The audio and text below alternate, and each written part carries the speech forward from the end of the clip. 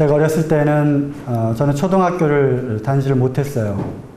왜냐하면 그때는 초등학교가 없고 국민학교만 있었기 때문에 제가 국민학교, 중학교, 고등학교를 거쳐서 대학교, 대학원, 이렇게 교직에 이르기까지 지금까지 50년 동안 학교에만 있었더라고요. 제가 7살 때 학교에 들어가서 지금 57살이 되었습니다. 그리고 대학 교수가 된 것은 지금까지 이제 30년 동안 대학에서 이제 강의를 하고 있습니다. 그럼에도 불구하고 늘 이와 같이 사람들 앞에 선다고 하는 것은 참 두렵고 떨립니다. 특히나 하나님의 말씀을 전해야 한다고 하는 그런 부담은 저로 하여금 여러분처럼 가만히 앉아서 저도 들으면 얼마나 좋을까. 하나님 왜 나에게 이런 부담을 주셔서 정말 자격 없고 정말 형편없는 자에게 하나님의 말씀을 대언하도록 하는 이런 무거운 책임을 또 주셨을까 생각을 하게 될 때 참 두렵습니다. 그렇지만 순종하는 마음으로 또 여러분들과 같은 그런 젊은 시절을 또 겪어본 사람으로 또 제가 겪었던 경험들 또 먼저 깨달음 받은 그러한 말씀들을 함께 나누기를 원합니다. 여러분들 나이가 정말 부럽습니다. 왜냐하면 이제 나이가 들어가며 머리에 흰머리도 이렇게 나고 또 안경이 없이는 아무것도 볼 수 없는 그런 나이가 되었기 때문에 그렇습니다. 이 시대의 크리스찬 청년들에게 거는 하나님의 기대는 매우 큽니다. 더군다나 마지막 시대를 살고 있는 그리고 마지막 경주의 마지막 바톤을 이어받아서 힘써 다름질해야 하는 우리 젊은 세대들에 있어서는 또 하나님께서 또한 우리의 선진들이 거는 기대는 매우 크다고 할 수 있습니다. 초대교회 때부터 이어온 이 복음의 확산이 땅끝까지 이르러 온 천하에 전해지도록 하는데 여러분들이 마지막 그 영적인 불꽃을 사르기를 원하시는 것입니다. 또 새벽 이슬 같은 주의 청년들이 세계를 품는 비전을 갖고 과거 그 어느 세대 때보다 더 힘써 다름박질하기를 원하시는 것입니다. 그렇지만 우리의 현실을 보게 될 때 이 악하고 음란하고 패역한 세대 가운데서 오늘날 우리 젊은이들이 영적인 힘을 잃고 또 세상 가운데 허덕거리는 그런 모습을 바라보게 될 때 참으로 안타까운 마음을 금할 길이 없습니다. 우리의 영성이 회복되어야 그리고 성령으로 충만한 삶을 지속적으로 유지해야 세계를 품는 비전도 갖게 되고 또 복음을 위해서 주님을 위해서 또 앞으로 나아갈 수 있게 될 것입니다. 그래서 이번 캠프의 주제는 세계를 품은 비전 쪽보다는 먼저 우리의 영성이 회복되고 또 우리를 집요하게 괴롭히고 방해하고 있는 악한 영들과의 싸움에서 우리가 어떻게 승리할 수 있겠는지 이러한 영적인 전투 쪽에 더 비중을 두어서 말씀을 드리기를 원합니다. 캠프북 표지에도 그래서 월드 비전은 그래서 조금 작은 글씨로 스피리추얼 워페어 영적 전투는 큰 글씨로 써 놓은 것 같습니다.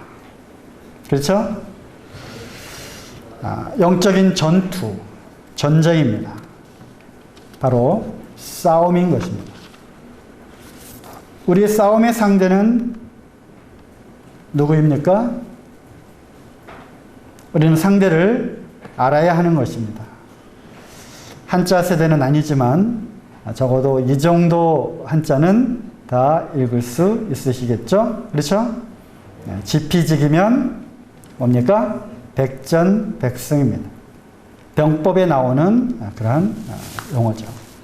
먼저 상대방을 알고 자기 자신을 알게 될 때 100번의 전쟁에서 100번 다 승리할 수 있다라고 하는 말씀입니다. 영적인 싸움, 영적인 전투. 누구와의 싸움인가? 그래서 상대방을 정확하게 알아야 하며 또 그가 또 어떠한 전략과 어떠한 방법으로 지금까지 전쟁의 무기로 들고 싸워왔는지, 그리고 오늘날 이들이 구사하는 전략과 무기는 또 무엇인지, 이런 것들을 알아야 합니다. 그리고 혹시나 나는 그들의 전략 가운데 또 당하고 있는 것은 아닌가 하는 것도 알아야 되고요. 그뿐만 아니라 그렇다면 나는 누구인가? 우리의 신분은 어떠한가? 우리를 구원하신 예수 그리스도 그분은 누구신가? 이러한 영적인 확실한 그 뿌리와 그 근거 앞에서 이런 것들을 알게 될 때 우리 이러한 영적 전투에서 우리는 능히 승리할 수 있으리라고 생각을 합니다. 그래서 이러한 것들을 알고 그 다음에 우리를 넘어뜨리려고 하는, 우리를 패배시키려고 하는 그러한 악한 영들의 활동에 대해서 우리가 어떻게 대항할 것인가, 어떻게 대적할 것인가, 마귀를 대적하라고 하셨기 때문에 그리하여 우리를 넘어뜨리고 죄의 유혹 가운데 빠뜨리고자 하는 그들의 전략을 낱낱이 우리가 살펴서 어떻게 하면 우리가 영적인 강건함으로 승리할 수 있을 것인가 하는 것들을 좀 살펴보기를 원합니다. 그리고 이러한 것들로 우리가 다시 영성이 회복되고 영적으로 충만해지는 그러한 변화를 갖게 될 때 비로소 하나님 우리에게 주시는 영적인 비전을 품고 우리는 세계를 향해서 이 마지막 영적인 주자로서의 그 다름질을 힘써 할 수 있을 것이라고 생각을 합니다.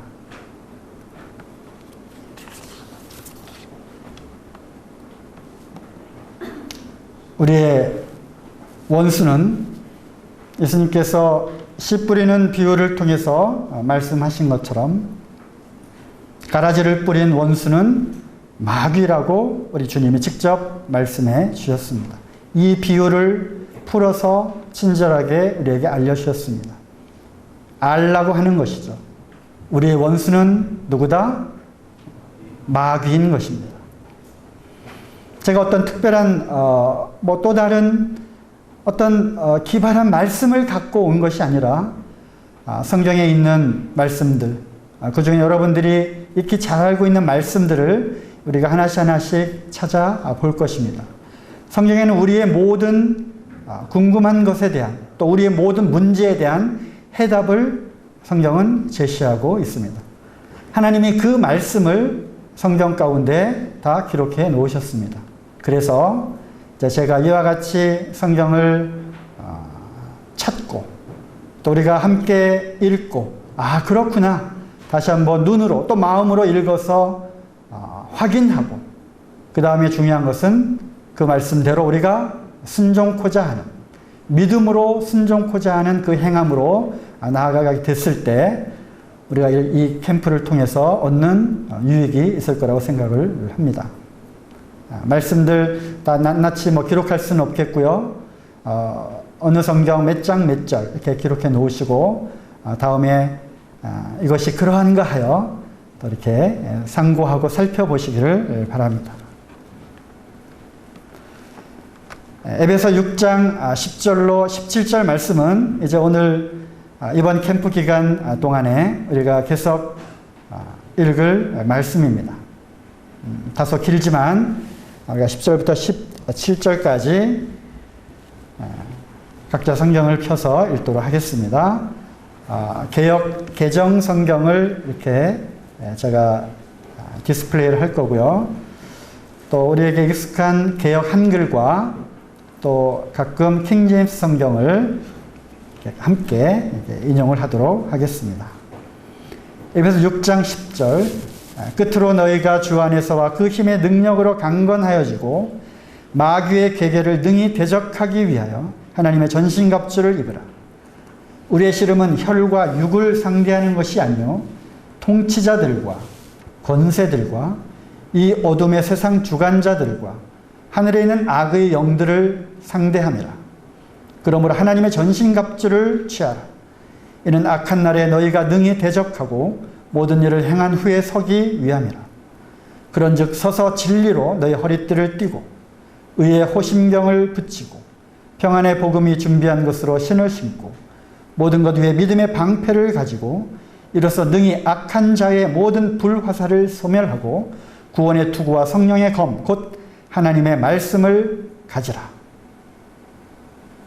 여기에는 여러 단어들을 우리가 볼 수 있습니다. 즉 마귀입니다. 그리고 정사들 또는 다른 성경에는 권세자들, 영어로는 principality라고 되어 있는, 그리고 또 권세들, 파워, 이 어둠의 세상 주관자들, rulers, 그리고 하늘에 있는 악한 영들, spiritual wickedness, 이러한 대상들이 바로 우리가 상대하여서 싸워야 할 대상들이라고 하는 것입니다. 우리의 싸움은 혈과 육에 대한 것이 아니라 눈에 보이는 레슬링을 하고 이종 격투기를 하고 이러한 싸움이 아니라 우리의 싸움은 이러한 악한 영들과의 싸움이라고 하는 것입니다. 하나님은 눈에 보이는 것뿐만 아니라 눈에 보이지 않는 세계를 창조하셨습니다. 여기에 나와 있는 정사들, 권세들, 또 이 어두움의 세상 주관자들, 악한 영들, 이러한 피조물들은 다 눈에 보이지 않는 것들입니다. 또 때로는 신기한 그런 능력을 통해서 사람들 가운데 또 들어오기도 하죠. 그래 예수님 당시에는 귀신의 영으로 채워져 있는, 귀신 들린 사람들이 있는 것을 또 보게 됩니다. 어찌됐든 눈에 보이는 또 눈에 보이지 않는 이러한 악한 영들과의 싸움인 것입니다. 그들은 누구입니까? 이 정체를 우리는 밝혀야 되고 알아야 됩니다. 또 에베소 2장 2절에는 공중의 권세 잡은 자라고 되어 있습니다. 이 공중에, 우리가 살고 있는 이 공중의 권세를 갖고 이 세상을 통치하고 이 세상을 주관하고 있는 이 악한 세력들, 도대체 이들의 정체가 무엇이냐는 거죠. 성경은 다 짝이 있고 성경에는 모든 궁금한 것들에 대한 답이 담겨 있습니다. 계시록 12장 7절부터 9절에는 하늘에 전쟁이 있었다고 합니다. 그리고 천사장 중에 하나인 미가엘과 또 그의 수하에 있는 그의 사자들, his angels, 그의 천사들이 누구와 싸웁니다. 전쟁을 합니다. 영적인 전쟁을 합니다. 누구와 싸우냐면 용과 더불어 싸운다고 되어 있습니다. 그리고 용뿐만 아니라 용과 함께한 그의 angels, 그의 사자들과 싸우게 됩니다. 8절에 보면 그렇지만 그들이 이기지 못하여 다시 하늘에서 그들이 있을 것을 얻지 못한지라 큰 용이 내어 쫓기니, 하늘에 싸움이 있었고요. 그 중에 미가엘과 그와 함께한 천사들이 악한 용과 그의 사자들과 싸워서 용들이 내어 쫓깁니다. 큰 용이 내어 쫓기니, 근데 그의 이름이 여러 가지 방법으로 여러 형태로 불리워집니다.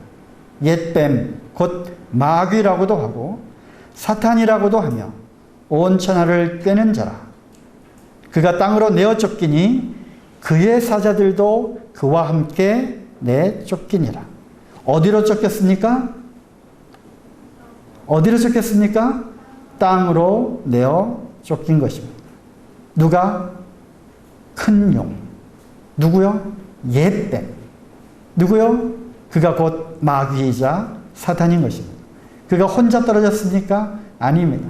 그를 추종하는 그의 사자들과 함께 땅으로 내어 쫓겨서 이제 공중에 이 권세 잡은 자가 되었고, 또 이 세상 신이 되어서 이제 하나님을 대적하고 또 하나님의 백성들을 계속해서 괴롭히고 방해하는, 꼬이는 그러한 일들을 하고 있는 것입니다. 또 그의 별칭이 있습니다. 그는 온 천하를 꿰는 자라고 이렇게 되어 있습니다. 큰 용, The Great Dragon. 참 희한하게도 오늘날 이 많은 이 아시아권에는 또 유럽 쪽에도 마찬가지고요. 이 용 문화가 있습니다. 그렇죠? 뭐 인도에도 또 중국에도. 중국은 말 그대로 용의 나라라 해도 과언이 아닐 정도로 용을 굉장히 신비로운 동물이자 굉장히 뭔가 능력이 있고 그리고 큰 권세와 부를 주는 그러한 아주 미스테리한 그런 동물로 인식을 하고 있습니다. 그래서 높은 권세를 잡은 자, 또 황제의 주변에는 용 장식으로 이렇게 하고 있습니다. 그렇죠? 우리나라도 마찬가지입니다. 그래서 뭐 용상, 용안, 그래서 임금님, 왕을 이렇게 높일 때 또 용이라고 하는 그런 단어를 거기에 쓰죠. 골룡포, 임금님이 입는 옷, 이와 같이 또 그것이 변형된 봉황, 뭐 이런 그 여러 가지 형태로 용 문화가 살아있고요. 또 동남아에 가면 이 용이 또 이렇게 용의 모습으로 때로는 옛 뱀의 어떤 형태를 갖고 날개가 달리고 꼬리가 길고 그 다음에 입에서 불이 나오고 눈을 막 부릅뜨고 전에 캄보디아에 간 적이 있었는데요. 앙코르와트를 갔었습니다. 거기 입구에 보니까 참 희한하게도 머리 7 달린 뱀. 그들은 그것을 용이라 그러더라고요. 그래서 이 용 문화가 이렇게 쭉 퍼지게 되었는데 이것은 지극히 개인적인 분별입니다만 이 하늘에서부터 땅으로 내어 쫓긴 그 그레이트 드래곤, 큰 용이 아마도 노아의 홍수 이전에 궁창 위에 큰 물층이 있었다는 사실을 여러분 알고 계십니까? 그 물층이 노아 홍수 때 쏟아지는 거죠. 이 땅에 있는 이 지하수가 터지고 깊음의 샘이 터지면서 또 물이 뀌어져 나왔고요. 하늘에서 내린 그 비는 오늘날 이러한 홍수 차원의 이런 비가 아니라 하늘에 있는 물층이 창조를 보면은 하나님이 윗물과 아랫물로 나뉘었다 이렇게 되어 있습니다. 위에 있는 그 물층이 있었고요. 어쩌면 그 물층에 그레이트 드래곤, 이 큰 용이 아마도 그 불을 뿜으며 큰 능력과 또 신비한 그러한 두려움과 공포의 대상으로 아마 물층을 지배하고 날아다녔지 않았을까. 성경에는 없습니다만 이거는 제 개인적인 생각입니다.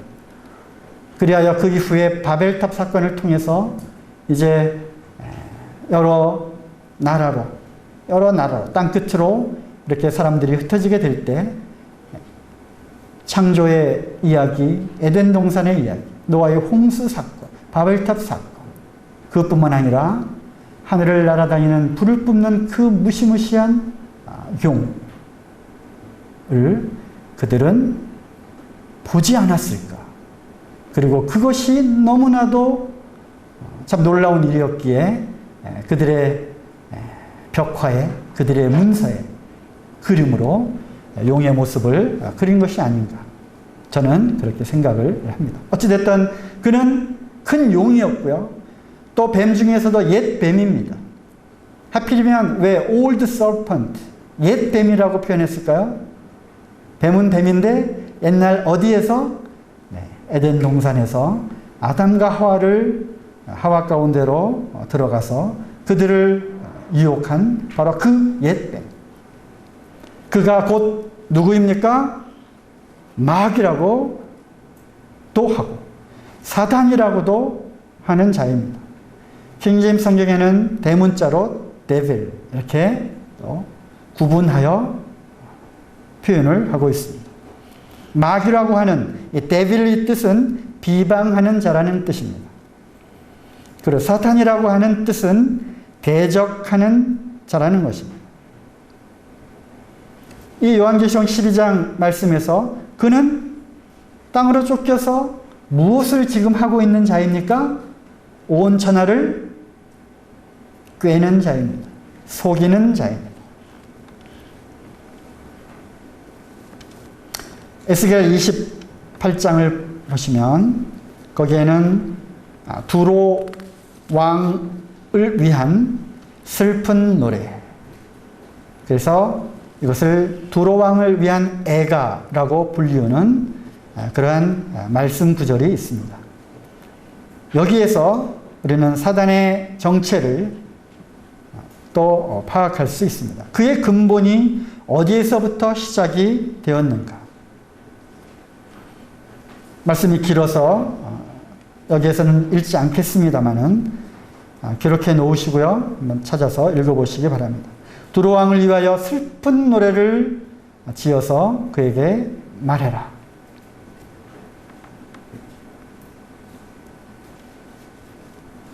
그런데 그는 하나님의 거룩한 산에 있었던 그룹이었다는 것입니다.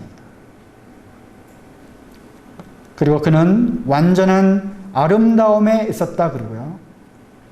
또 아주 영화롭고 지혜롭게 창조된 피조물이었습니다. 그가 너무 아름다웠고 그가 너무 지혜로웠기 때문에 마음이 교만하여졌다라고 말씀을 하고 계십니다. 17절에 그렇게 나와 있죠. 내가 아름다움으로 마음이 교만하였으며 내가 영화로움으로 내 지혜를 더럽혔다. 그래야 내가 너를 땅으로 던져버리겠다. 바로 이 두로 왕의 애가를 통해서 또 옛날 하나님의 거룩한 성산에 있었던 그룹, 영적인 피조물. 어떤 사람들은 천사들을 구분할 때 그룹 있고 그 다음에 스랍이 있고 또 천사들이 있다. 이렇게 구분하는 사람도 있고요. 어떤 사람은 그룹은 그룹이고 스랍은 스랍이고 천사는 천사들이다. 그룹과 스랍은 날개가 있고 천사들은 날개에 대한 그런 언급이 없다. 또 이렇게 구분하는 사람도 있습니다. 어찌됐든 우리가 천사들의 세계에 대해서 이 시간에 세밀하게 살펴보진 않겠지만 여러분들이 다른 그러한 도움이 되는 책들을 통해서 공부를 하면 좋겠습니다. 천사들도 이러한 계급이 있고 또 어떤 영적으로 명령과 이런 시스템이 조직에 아주 잘 갖춰져 있는 그러한 조직화된 그러한 세계입니다. 어찌됐든 이 사단은 하나님 거룩한 하나님 성산에 있었던 그룹이었습니다. 그리고 이사야서 14장 12절부터 15절 사이에 음부로 내려간 바벨론 왕에 대한 노래 가운데 우리가 또 하나 이 사단의 근본과 정체를 알 수 있는 그러한 말씀이 기록되어 있음을 발견하게 됩니다. 놀랍게도 너 아침의 아들 계명성이여 어찌 그리 하늘에서 떨어졌으며 너 열국을 엎은 자여 어찌 그리 땅에 찍혔는고. 이렇게 말하는 아침의 아들 계명성, 킹제임스 성경에는 루시퍼라고 그 이름이 나와 있습니다. Son of the morning, 아침의 아들 너 루시퍼요. 그는 하늘에서 땅으로 찍혀 떨어진 자입니다. 왜 찍혀 떨어졌습니까? 그의 고백 가운데 내가 하늘에 올라 하나님의 뭇별 위에 내 자리를 높이리라. 하나님과 경쟁하겠다는 것입니다. 하나님을 대적하겠다는 것입니다. 하나님과 같이 되겠다라고 하는 그러한 교만이 들어오게 되었습니다. 그는 지음 받았음을 망각한 채 자신의 지혜와 교만으로 하나님을 대적하고, 그뿐만 아니라 하나님의 형상으로 지음을 받은 사람들을 여전히 파괴하려고 하는 그런 의도를 갖고 있는 것입니다. 사람이 창조되기 전에 먼저 이 영적인 세계가 먼저 창조가 되었습니다. 지극히 높은 이와 같아지, The Most High, 가장 높으신 그분, 그 하나님과 내가 같아지겠다라고 하는 교만이 이제 들어가게 됩니다. 이 영적인 세계를 잠깐 우리가 보면은 성경을 한번 찾아볼까요? 네, 욥기를 한번 찾아보겠습니다.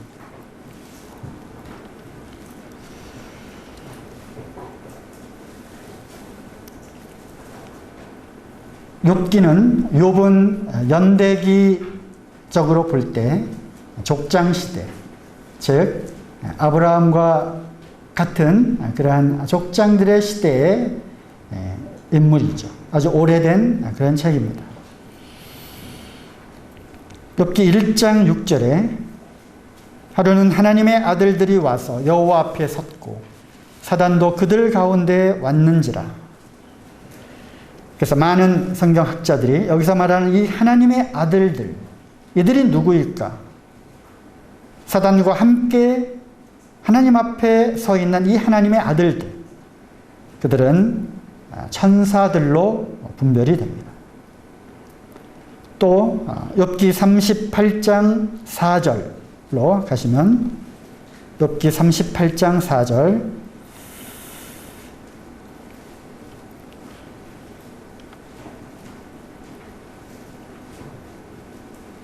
고통 가운데 있었던 욥에게 드디어 하나님이 찾아오셔서 어리석고 무지한 이치로 말하는 너는 누구냐 하면서 여러 가지 질문들을 하게 됩니다. 그때 장면이죠. 내가 땅에 기초를 놓을 때 내가 어디 있었느냐.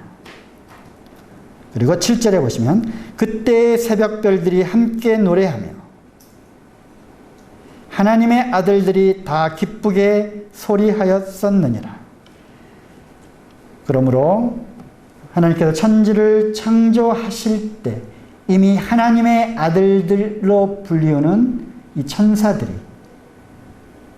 즉 하나님께서 사람을 창조하시기 훨씬 이전에, 물질 세계를 만들기 전에 이미 영적인 세계인 천사들의 세계를 창조하셨다는 것입니다.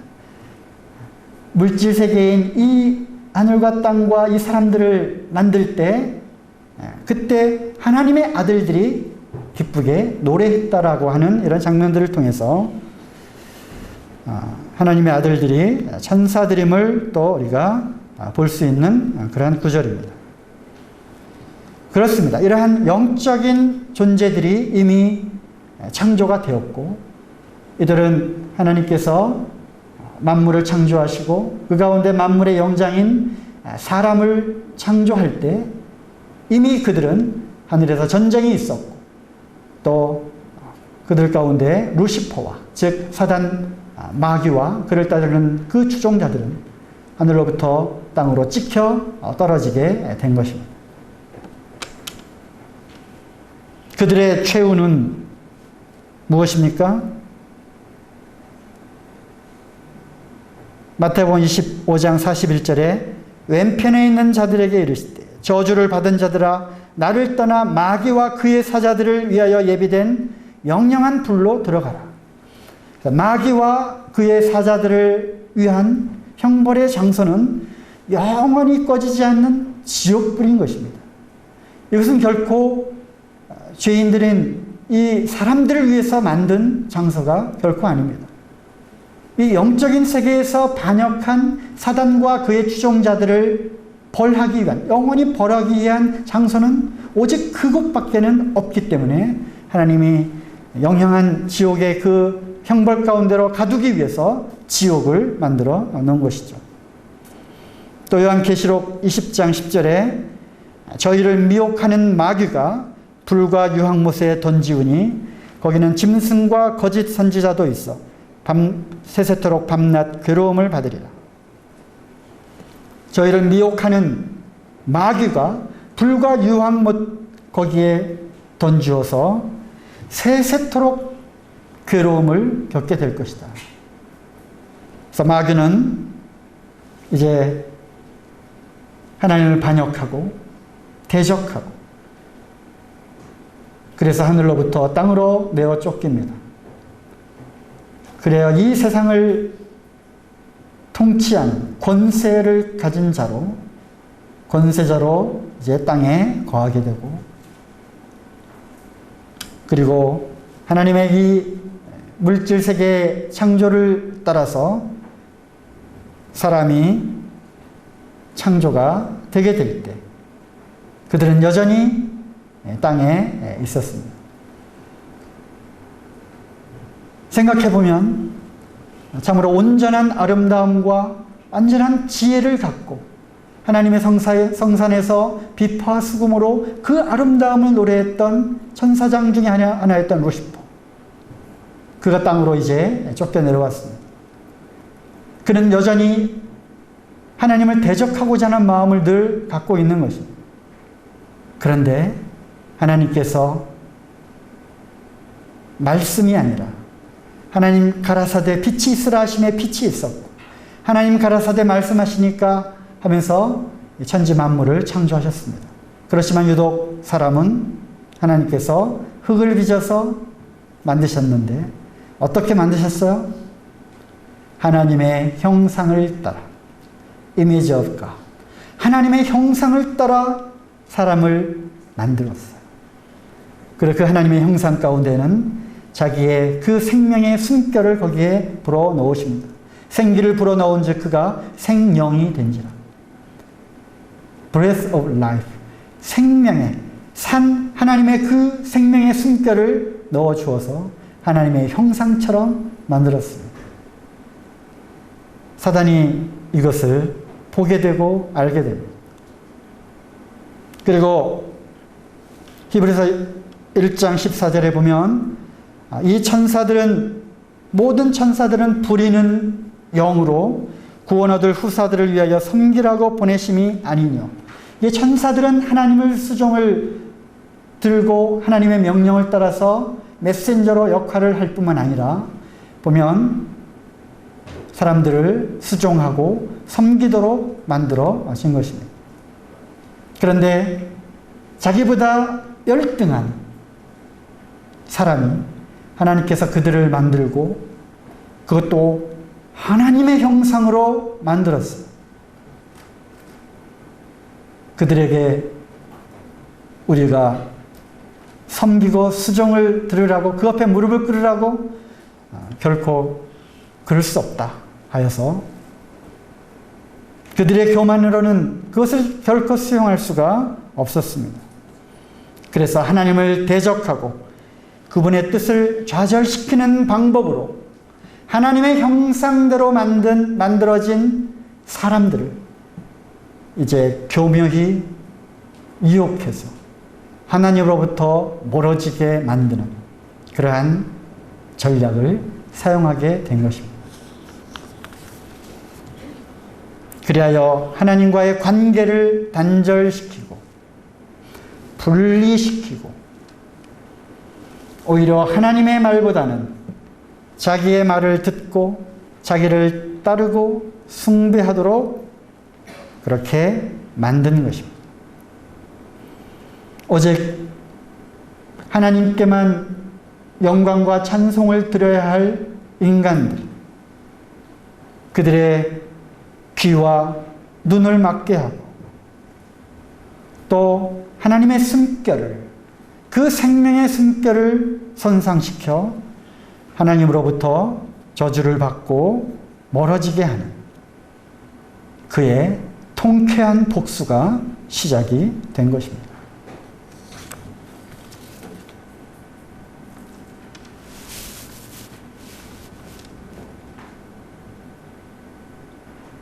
예수님께서 자기를 믿지 않는 그 유대인들에게 이렇게 말씀을 하시는 장면을 또 보게 됩니다.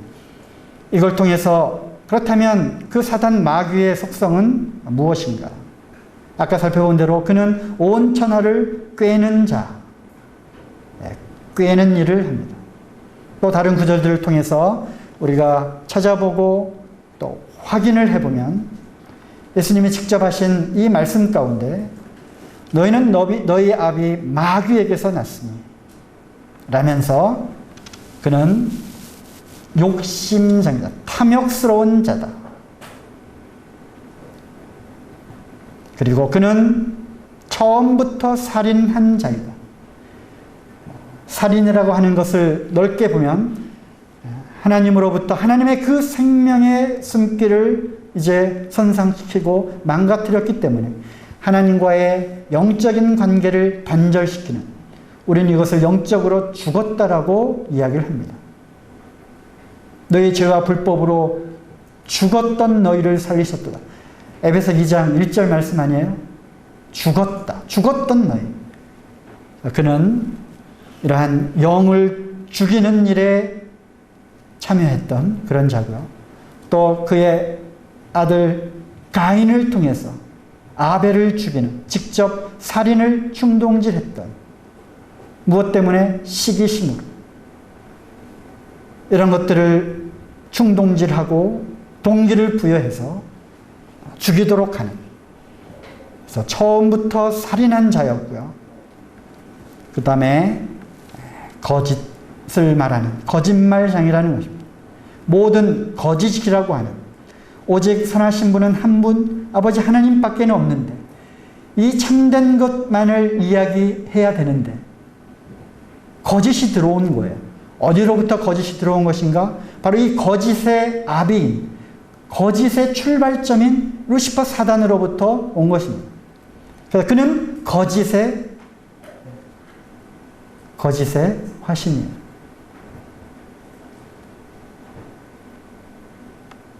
우리는 하나님의 속성에 대해서 이야기를 합니다.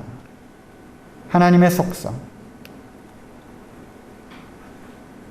하나님의 속성은 무엇입니까? The only one God. 유일하신 하나님. 그 다음에 Creator. 창조하신 분. 그렇죠? 그 다음에 전지하시고 전능하신 분. 모든 것을 다 알고 계시고 모든 행함에 능치 못할 일이 없으신 하나님. The most high. 가장 높으신 분. 이 우주 가운데 보이는 것과 보이지 않는 것에 이 주인이 되시는 가장 높으신 분. 그리고 Holy One.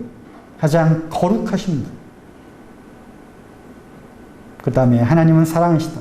그뿐만 아니라 하나님은 사랑이신 분. 그것처럼 사단의 속성이 있어요. 사단의 속성 무엇입니까? 처음부터 살인하는, 그 다음에 거짓의 아비, 거짓의 그 모태, 천하를 꼬이는 자, 그리고 사단은 모든 속임, 불의의 모든 속임으로 나타나도록 하는 모든 속임에 능한 자입니다. 그리고 미혹하는 자입니다. 미혹. 혼미하게 하는 그런 작전을 필 수 있는. 워낙이 이 사단의 속성이 속임과 미혹에 아주 능한 자이기 때문에 우리는 두 눈을 뻔히 뜨고 속을 수 있다는 것입니다. 그리고 내가 지금 속고 있다, 내가 지금 미혹되고 있다라는 것조차 알지 못하도록 하는 것입니다. 왜? 지금 속고 있다라고 하는 것을 알면 속지 않잖아요. 그렇죠? 그런데 자기가 지금 속고 있는지 아닌지조차 잘 모르고 있는 사람에게는 분명히 그는 속고 있는지도 모르는 것입니다. 제가 옛날에 속은 적이 있어요. 참 많이 속았죠. 그런데 참 학생 때 정말 희한한 일을 당했습니다. 참 어리숙었죠. 어리숙었어요. 학교 다닐 때 저 집이 이제 대전에 있었어요. 그래서 대전에 이제 자주 버스나 기차를 타고 왔다 갔다 했는데요. 뭐 천안에도 쓰고 뭐 조치원에도 쓰고 뭐 그럽니다. 그러면 잠깐 그 시간에 정차되어 있을 때 누가 올라와서 뭐 이렇게 팔고 또 가요. 뭐 호두 과자도 팔고 뭐도 팔고. 그런데 한 번은 어떤 두 사람이 탁 올라오더니 어떤 비단 같은 그런 이제 옷감이죠. 옷감 두루마리 이렇게 감겨져 있는 걸 갖고 막 펼쳐 보이면서 뭐 우리 직접 이렇게 공장에서 들고 나왔기 때문에 뭐 반의 반값으로 아주 좋은 물건을 이렇게 특별가에 주겠습니다 하면서 막 이렇게 보이는 거예요. 너무 막 멋지더라고요. 그러니까 중간 뒷쯤에 이렇게 앉아서 또 이렇게 이제 보고 있으니까 또 굉장히 재밌게 그 이야기를 하더라고요. 그러면서 오늘 이 중에서 이걸 다 드릴 수는 없고 특별히 선택된 한 분에게 이 가격에 아주 저렴한 가격에 주겠습니다. 그리고 번호표를 이렇게 나눠주더라고요. 쫙 나눠줘. 뭐 이렇게 번호표를 봤죠. 그랬더니 자기네들이 또 그렇게 안에서 이렇게 하더니 몇 번 당첨됐습니다. 그러는 거예요. 그래서 보니까 어떻게 내가 당첨될 줄이야. 뭐 어디 가서 뭐 그 당시에는 로또 그런 건 없었지만 뭐 주택 복권 뭐 이런 거 있었거든요. 복권.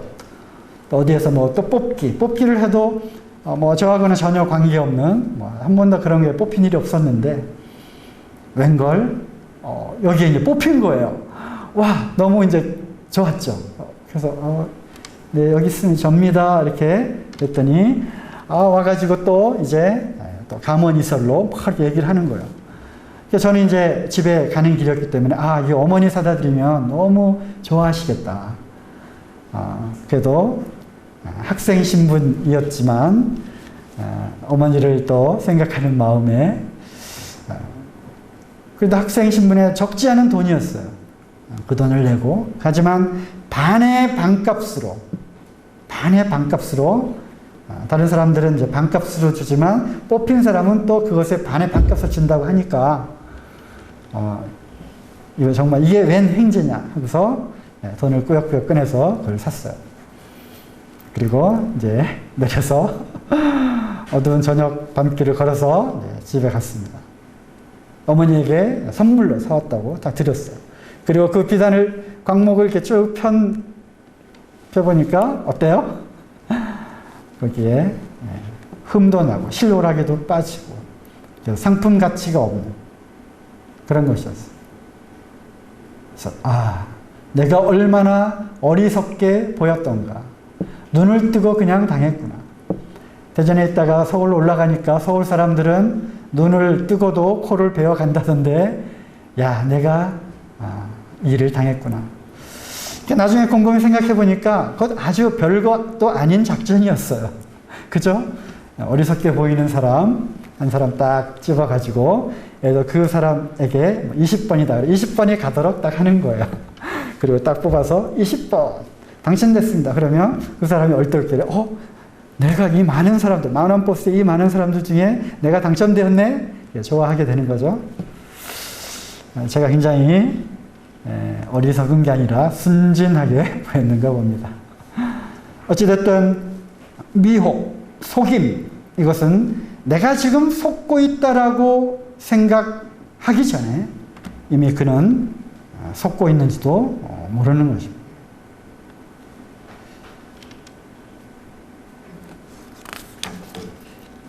고린도후서 4장 4절에는 복음이 가리우게 합니다. 이 세상 신이 믿지 않는 자들의 마음을 어떻게 한다고 되어 있습니까? 혼미케 한다고 되어 있습니다.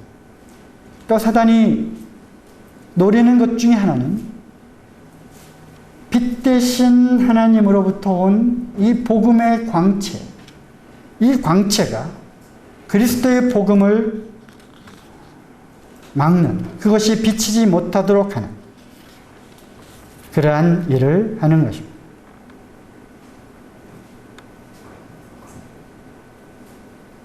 복음을 듣지 못하도록 하는 것입니다. 정리해 보면요, 사단은 하나님을 대적하는 일들을 하고요, 이 어두움의 세상을 주관하며 사람들을 속이고 미혹하는 일들을 합니다. 우리 역시 이 세상에 살고 있는 사람들입니다. 그러므로 우리도 속임의 대상이 되고 우리도 미혹당할 수 있다는 것입니다. 영혼을 파괴하고 또 심지어는 몸을 상하게 하는, 그리하여 이 영혼을 담는 그릇인 이 몸을 파괴시키는 그런 일들을 또 하곤 합니다. 또 그리스도의 복음을 듣지 못하도록 하여 복음의 광채가 비치지 못하도록 하는 모든 방해들을 하는 것입니다. 왜냐하면 우리가 복음을 듣게 될 때 흑암의 권세에서 그의 사랑의 아들의 나라로 옮겨지는, 즉 우리가 그 아들 안에서 구속 곧 죄사함을 얻는 이 복음을 듣게 될 때 우리는 구원을 받게 됩니다. 또 죄사함을 깨닫게 됩니다. 그것은 곧 죄에 매여 있는 사단의 노예 가운데 있는, 즉 흑암의 권세 안에 있다가 어두움에서 빛의 자녀로 거듭나게 되는 그러한 사건이 되기 때문에 흑암의 권세를 갖고 있는, 이 어두움의 권세를 갖고 있는 그들은 복음을 듣는 일을 결단코 방해하는 것입니다. 그리고 그 복음이 기록되어 있는 하나님의 말씀을 보지 못하도록 하는 것입니다. 여러분 성경 볼 때 졸리시죠? 네, 졸립니다. 혼미케 하는 것입니다. 또 이 시간 하나님의 말씀을 들으면서도 그냥 졸리는 것입니다. 정신을 바짝 차리지 못하도록 하는 겁니다. 왜? 하나님의 말씀이 들어가면, 말씀은 생명입니다. 내가 너에게 이른 말이 곧 영이요 생명이라고 말씀하셨어요. 그것이 곧 살리는 영이고 생명이기 때문에 하나님의 말씀을 듣지 못하도록 하는 것입니다. 그리고 하나님의 말씀은 살아있기 때문에, 운동력이 있기 때문에 사람의 영혼과 그 골수를 찔러 쪼개는 것입니다. 능력이 있는 것입니다. 말씀은. 그래서 말씀을 듣지 못하도록 하는 것입니다. 잘 아시는 말씀이죠.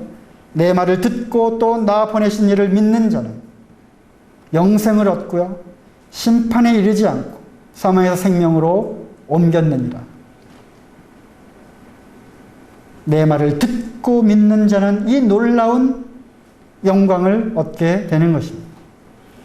진실로 진실로 너에게 이르노니 죽은 자들이, 영적으로 죽은 자들이, 또는 말씀 그대로 이제 2차 부활의 때를 말씀하시는 거죠. 이중적입니다. 영적으로 죽은 자들이 이 하나님의 말씀을 듣게 될 때, 아들의 음성을 듣게 될 때 어떤 일이 일어납니까? 듣는 자는 살아나는 것입니다. 듣는 자가 살아나기 때문에 흑암의 권세에서 빛의 자녀로 거듭나기 때문에 복음을 듣지 못하도록 하는 것입니다.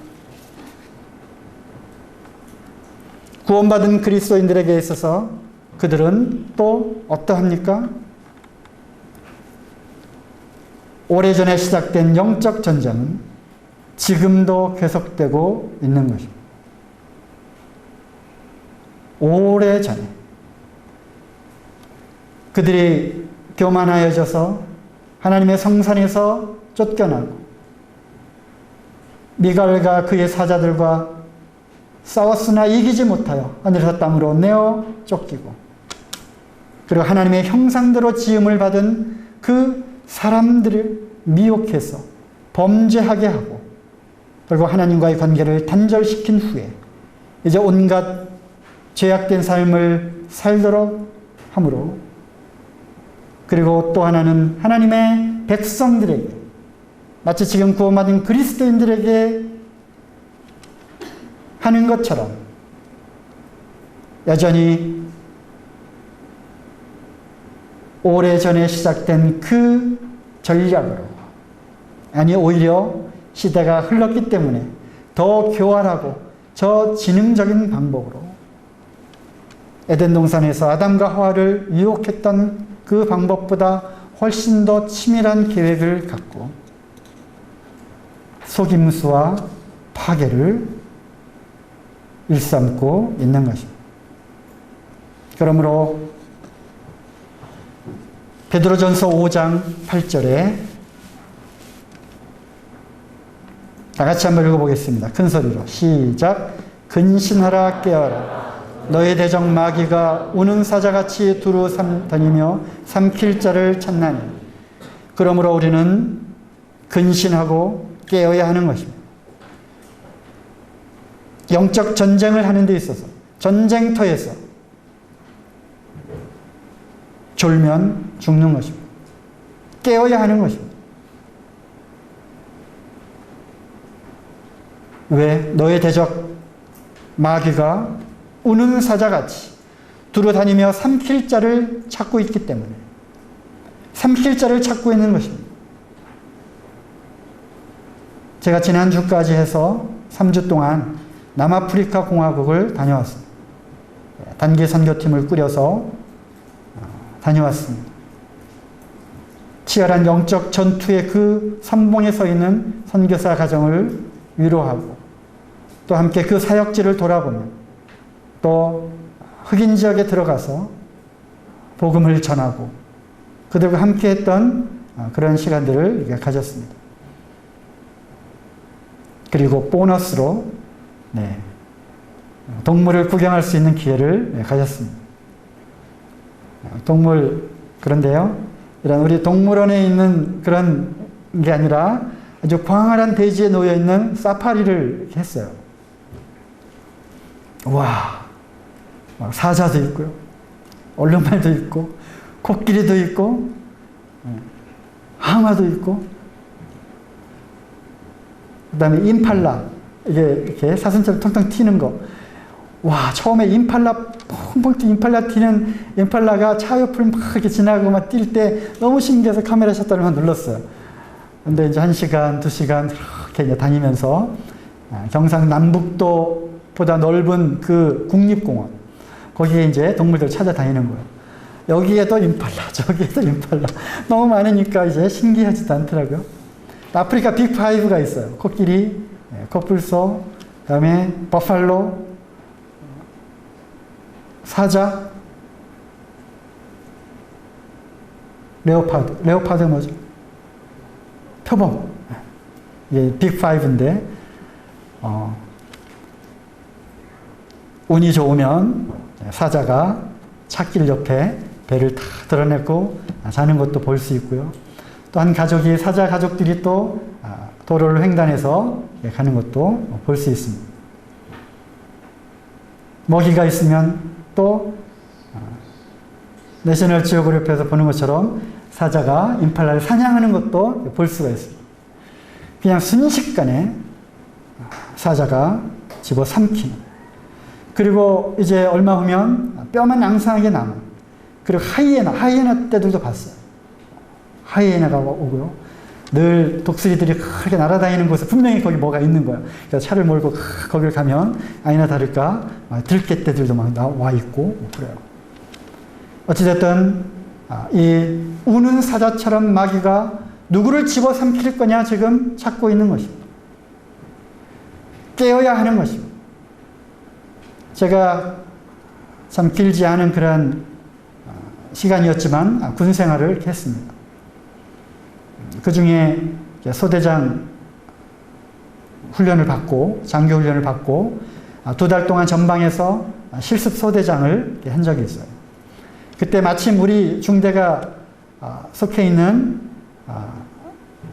곳이 최전방에 통문을 관리하고 있었어요. 통문은 그 안에 저녁 때 싹 들어가서 비무장지대에 들어가서 매복하고 있다가 아침에 나오는 거예요. 그리고 이 철책에 이렇게 홀을 파고 거기에서 이제 밀어내기식 근무를 합니다. 보초 경계를 씁니다. 한겨울 너무 추웠어요. 한겨울에 눈이 쫙 쌓였는데 그 빛은 하얀 빛 가운데 이렇게 비치고 경계 근무를 합니다. 그때만 해도 간첩을 잡으면 얼마? 1억. 네, 1억. 그리고 포상휴가를 갑니다. 쫄병들은 눈을 부릅뜨고 간첩을 잡으려고 이렇게 하죠. 그렇지, 뭐 고참들은, 병장들은 어떻게 합니까? 망 잘 봐라 하고서 잡니다. 그런데 기가 막히게 소대장이나 선임하사들이 순찰을 해요. 중대장들이 이렇게 순찰을 해요. 파시락 하면은 구호를 이제 물어보고 하는데 쫄병들은 그냥 뭐 긴장하고 있죠. 처음에 배치되면. 그런데 병장들은 눈을 감고 자는 듯해도 소대장 온다. 발걸음만 갖고도 소대장인지 선임하사인지 다 이렇게 알아내고 구호 외쳐 이렇게 이야기를 합니다. 참 신기한 것을 또 경험을 했어요. 그러니까 말로만 듣던 경계 근무를 할 때 졸면 죽는 것입니다. 졸면 죽는 거예요. 우리가 이 치열한 영적 전투에서 사단은 오래전에 시작된 이 영적 전쟁이 갈수록 더 치열해지고 더 교묘해지고 오늘날까지 어두운 세상의 권세 잡은 자가 우리를 계속해서 미혹하고 속이고 있는 것입니다. 그러므로 우리는 깨어 있어야 하는 것입니다. 죽은 자 그냥 두고, 죽은 자 왜 그냥 둡니까? 자기 거니까. 잠자는 자 건들지 말고, 잠자는 자 왜 건들지 맙니까? 아무런 영적인 활동을 하고 있지 않기 때문에 건들지 않습니다. 오직 공격하는 대상은 산자들입니다.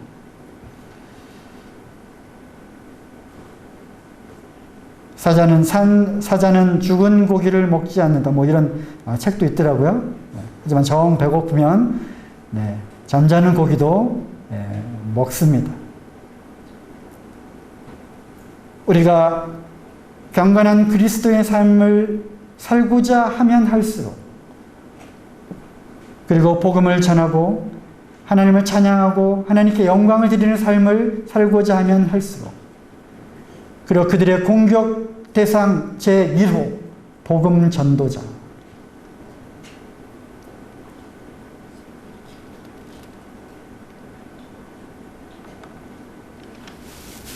세상이라고 하는 이 밀림 속에서, 이 정글 속에서 아무도 없는 것 같지만 나무 위에 눈을 번뜩이고 위장된 채로 노려보고 있는 맹수가 있다는 것입니다. 그 남아공 그 국립공원에 가서 작년에도 갔었어요. 그런데 다 빅5 중에 다 봤는데 표범을 못 봤어요. 표범을 찾기가 쉽지 않더라고요. 표범은 주로 이렇게 걸어 다닐 때도 있지만 이렇게 그 나무에 올라가서 걸터 앉고 있죠, 그죠? 그래서 막 찾아다녔는데 표범을 발견하기가 참 쉽지 않더라고요. 나 여기 있어 이렇게 내어놓는 것이 아니라 숨어 있는 것입니다. 그리고 기회를 포착해서 산자를 물어뜯으려고 하는, 먹으려고 하는 그런 맹수들이 도사리고 있는 것입니다. 그는 어떻게 속여왔는가? 고린도후서 2장 11절입니다. 이는 우리로 사단에게 속지 않게 하려 함이라. 우리가 그 괴계를 알지 못하는 바가 아니로라. 우리가 그 괴계를 알 수 있다는 것입니다. 누구의 괴계를? 사단, 마귀의 괴계를 우리는 알 수 있다는 것입니다. 하나님 그렇게 하셨어요. 그래서 그것을 정확하게 알면 속지 않는다는 것입니다. 우리가 그것을 알지 못하는 바가 아니다. 우리가 그것을 알고 있다는 것입니다. 알 수 있다는 것입니다. 어떻게 속여왔는가? 이제 이 괴계들에 대해서 또 그의 전략에 대해서 살펴보기를 원합니다. 다음 시간부터. 이 괴계는 영어로 굳이 이렇게 제가 같이 병행해서 써놨습니다. 디바이스입니다. 디바이스. 뭔가 머리를 쥐어짜서 머리를 써서 고안해낸 것. 이것이 디바이스의 뜻이죠. 그렇죠? 제가 국어사전을 찾아봤죠. 남을 속이는 간사한 꾀. 이것이 괴계입니다. 그냥 단순한 플랜이 아니에요. 플랜. 디바이스입니다. 즉 치밀하게 고안된 계획이라고 하는 것입니다. 계책이죠. 계책. 그는 어떻게 속여왔는가? 성경을 통해서 다음 시간에 살펴보기를 원합니다. 또 그의 전략을 우리가 알기를 원합니다. 그의 괴계, 이 계략을 알아야 됩니다. 그래야 우리가 그에게 속지 않기 때문에. 그가 뿌려놓은, 특히나 이 세상이라고 하는 곳에 또 문화라고 하는 이 속에 뿌려놓은 이 사단의 독들이 마치 발목지뢰처럼 도처에 깔려 있는 거예요. 숨겨 있는 거예요. 우리는 그것을 때로는 먹기도 하고 그 독에 취하기도 하고 때로는 미혹되었음에도 불구하고 자기가 속고 있는지조차 모른 채 영적인 생활을 한다고 하고 있는지도 모르겠습니다. 그래서 다음 시간에는 그의 전략과 계략들을 살펴보기를 원합니다. 이상 말씀을 마치도록 하겠습니다. 감사합니다.